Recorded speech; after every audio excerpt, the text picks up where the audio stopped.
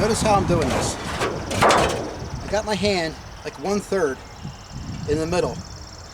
That way the wind can push this panel this way or this way. I still got control of this panel, this piece of aluminum here. I'm going to start by, if the wind wants to blow, I'm going to let the wind push me down. I'm going to start by sticking the point right in here. I'm not going to let the wind work against me. I'm going to let the wind work with me. I'm going to work with the wind. Now we can begin to lay this piece out. I'm going to hook my tape on here. See that? If I pick it up a little bit, I get some strength out of it. I'm going to mark 3/4. See another thing I'm doing? I'm using my body.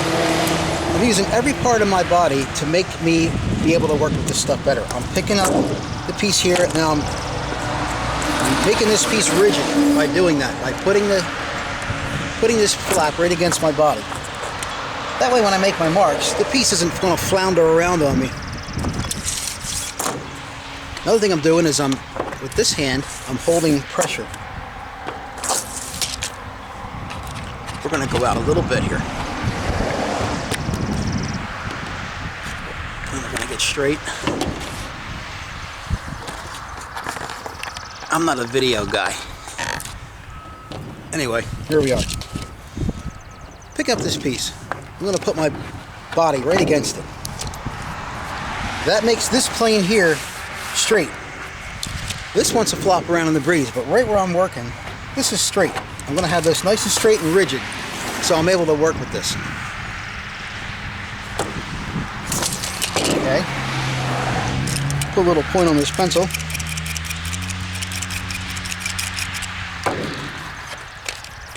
That.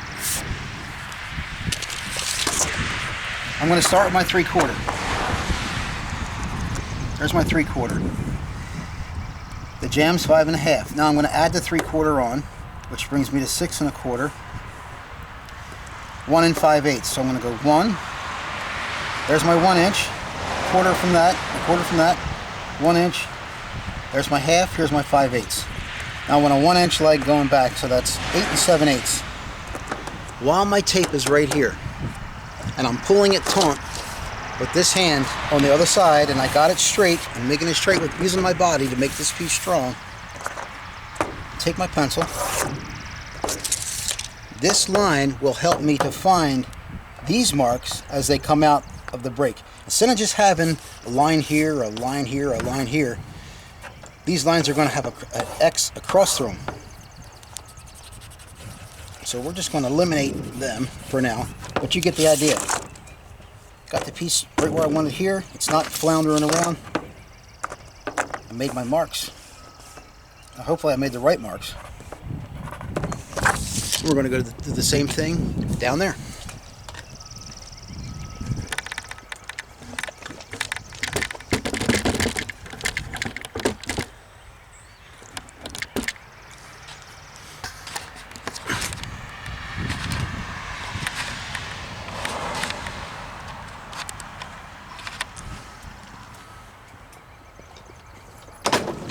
Unlock the brake.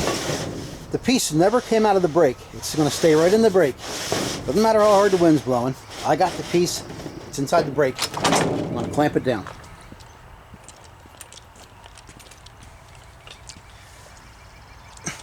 Same deal again. I'm going to pick up a little bit right here. Put my body right against it. That's going to make this an even plane. I have a nice even plane to work with. But instead of using my body, I'm going to use my thumb this time. I'm going to hold up like that.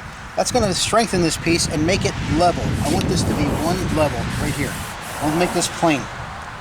Same deal. I'm holding this tape and I'm putting pressure on that. There's more pressure on there than it looks. Begin to make my marks. 3/4. I'll get back here. 3/4, 5 1/2, 3/4. 1, 1 5/8, 1. I don't know if you can see that or not, but it's the same thing I did last time. got my body against it. I'm going to use my hand to do the same thing. I'm going to pick up like this so I have, this is level and it's rigid. I went ahead and made my marks. After my marks were made, I'm going to leave the tape in the same position. I'm going to use this tape measure, the blade of the tape, as a straight edge. Now, as I cut this piece, as I go to cut it, and I go to pull this out of the brake, I will be able to find my first mark very easily because I'm going to see this line. So I know that the marks isn't over here, and it isn't over here, it isn't over here, or here, or here, or here, or wherever it's at, guessing. As soon as I see this line, I'm going to know that my first mark is coming up soon. I'm going to be on it. Let me put this camera back on the other side.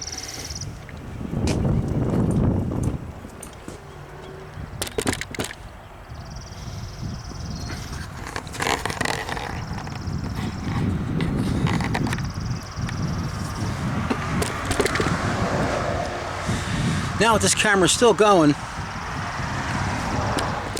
I'm just going to go show basically how I cut these off and how I handle the pieces once they're broken off of the brake.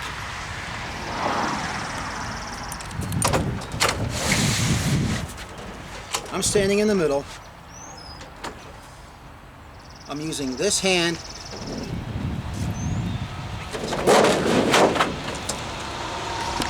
If you can see this or not.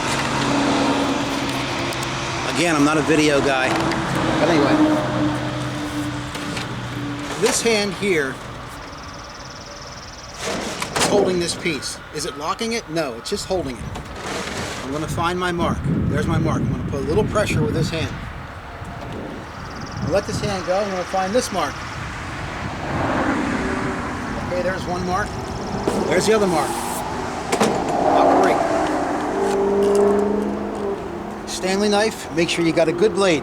You need a good blade to cut this stuff. I'm going to put over 20 pounds of pressure on this cut.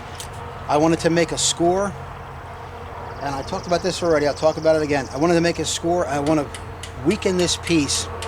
So when I go to pull it back, I don't have any resistance, and I get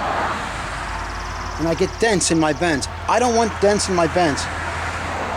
And I'm not going to try to break it off in one piece. I'm going to break this off very easily. I'm going to work it back and forth at least 3 times. But we'll see it as we go. Again, this is how I do it. If you do it differently, that's great. But this is how I do this. I've done this for a while, and I'm trying to help folks, whether you're a do-it-yourselfer or you do siding on the side or whatever you do. I'm trying to make it easier. I'm trying to share what works for me. Now this knife is a little dull, so what I'm going to do is take a little bit off the point. Watch your eyes doing that. And 1,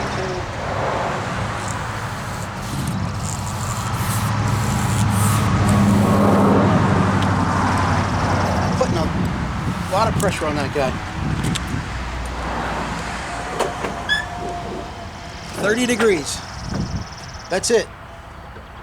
Now I made that cut so deep that it falls over. That's the most important cut, is the initial score.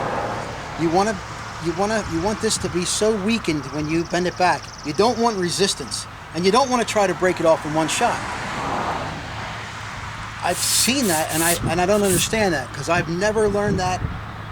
I used to use a Windy Special. My dad had an old-time Windy Special. It only had a 12-inch throat.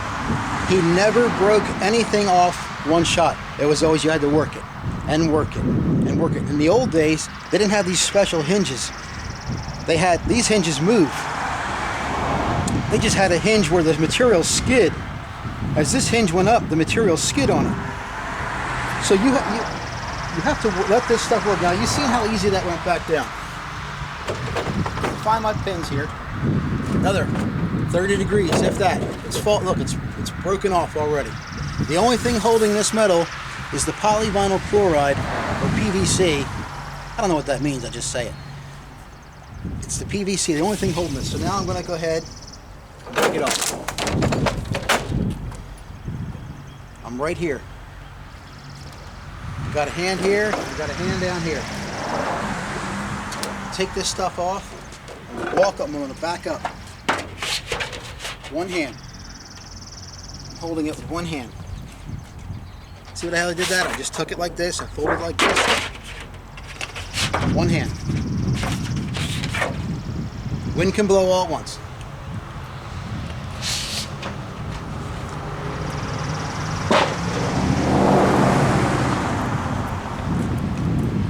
Okay, now we're going to begin to open this machine up, and we'll begin to look for our marks.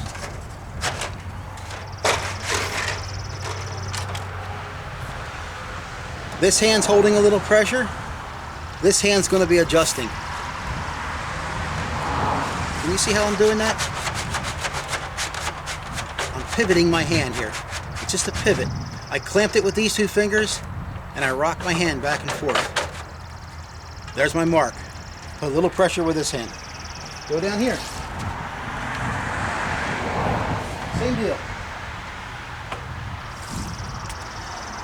But if you're going to use a brake, whether you're going to rent one or you're going to own one, you're going to start to do aluminum trim.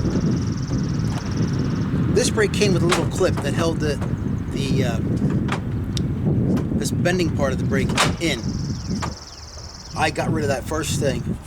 I want this thing to come up and give me a little friction on this. Now I'm holding a little bit of pressure on this right now to hold this piece in here. And I'm doing this again just to show. Let's get a little bit better picture here.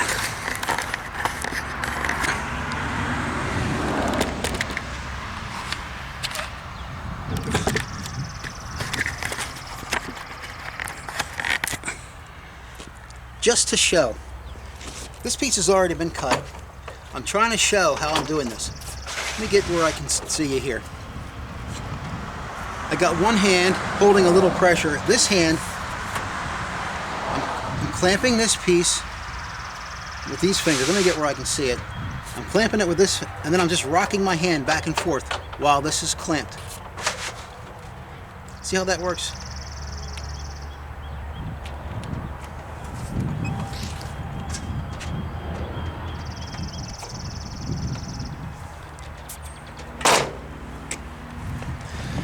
Back out again.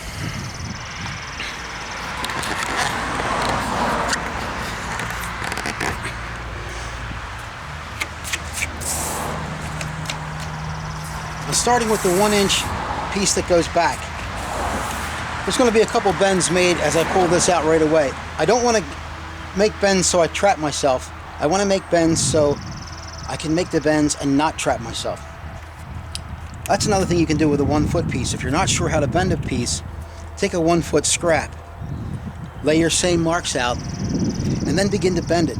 And then as you bend it, you might say, "Ooh, I can't do it this way because if I do it this way, I'm going to trap myself. I'm not going to be able to bend it." Once you make a bend, it's nearly impossible to get the bend out. So practice with a 1-footer. I do it all the time. Got what I want here. This is a 90.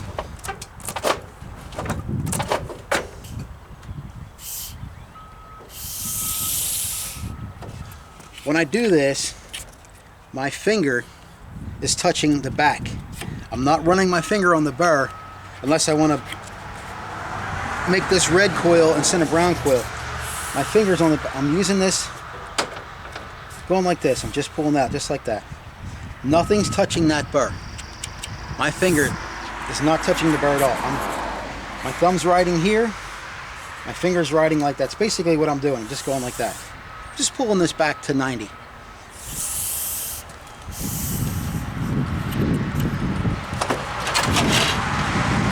you touch that burr, it'll cut you like a hat for that.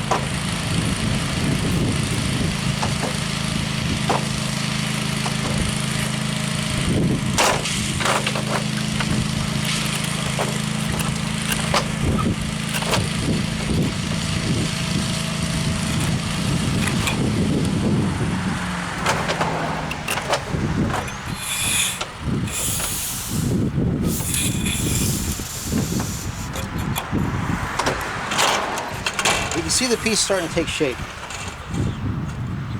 Here's our last bend. Same deal. When I do it this way, I can put my hand on this side and I can use my body to push in and out. So my body I use every part of my body to do this. Same deal here. A little bit of pressure. This hand is always turning this cam type. It's not a cam brake, but I'm always putting a little bit of pressure on this so it doesn't go anywhere. There's my line. I'm on my line. I always split the lines in half. Again, this material is not thick enough to where you would need to add for the thickness of itself.